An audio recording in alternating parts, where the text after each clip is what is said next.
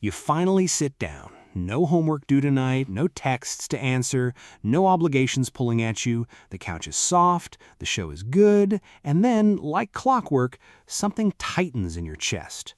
A quiet, unreasonable voice shows up uninvited and says, "You really should be doing something." You're not. You're watching television like a normal human being. But suddenly you're cataloging every unfinished task, every unanswered email, every future problem that doesn't exist yet. You close the laptop, and the guilt follows you. You open it again, and the guilt is still there. Congratulations, you have achieved peak modern relaxation, simultaneously resting and feeling terrible about it.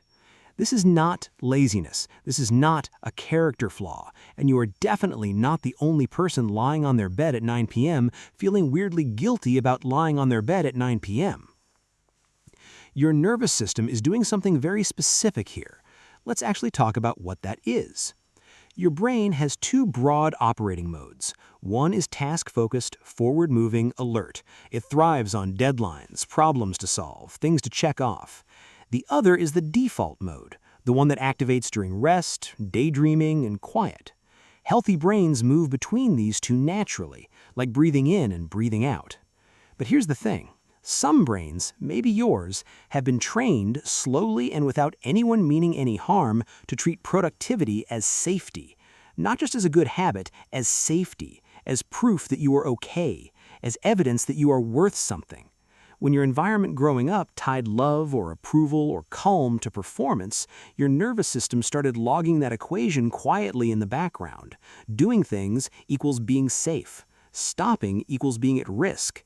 So when you sit down and genuinely try to rest, your nervous system does not get the memo. It looks around, sees no task, no visible output, no measurable progress, and it reads that as a threat signal. Not dramatically, not like a fire alarm, more like a low hum of wrongness, a vague background tension that whispers, "Something is off, you are falling behind, you should be better than this." That hum is hypervigilance. It's your nervous system's version of leaving the porch light on just in case. It was useful once. It kept you moving when moving was what was needed. The problem is, it does not know how to turn itself off just because the situation changed. There's also something happening with dopamine. Your brain's reward system is incredibly adaptive, which sounds great until you realize it can be trained to reward almost anything, including stress.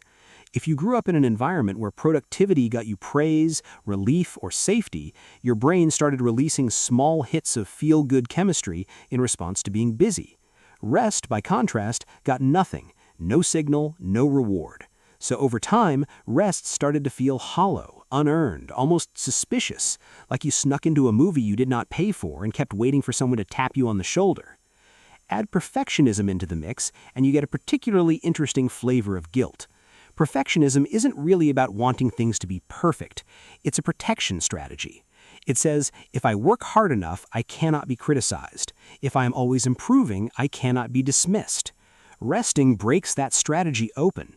It forces you to exist without output, without proof, without the armor of being busy.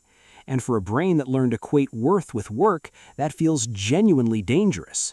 None of this is weakness. It's adaptation. Your brain looked at your world and built a system designed to keep you okay in it. That system just kept running past its expiration date. Here's the part that matters. Feeling guilty for relaxing does not mean you're lazy. It means the opposite. It means your brain has been working overtime for a long time, protecting you in the only way it knew how. The guilt is not evidence that you should be doing more. The guilt is evidence that your nervous system has not yet learned that you are allowed to stop. Learning to rest is genuinely a skill, not a personality upgrade or a productivity hack, an actual skill your nervous system has to practice. Each time you choose to sit with the discomfort instead of immediately reaching for a task, you are slowly teaching your brain that stillness is not a threat, that you do not have to earn your own couch, that nothing terrible happens when you simply exist without output for an hour. That's not a small thing. That's your nervous system rewriting a rule it has followed for years. You are not broken, you are not lazy, you are not failing at adulthood or self-care or being a person. You built a system that made sense at the time, and now you're gently noticing it doesn't have to run your evenings anymore. That noticing, that's where change actually starts. If this resonated with you, subscribe to Behind the Mind.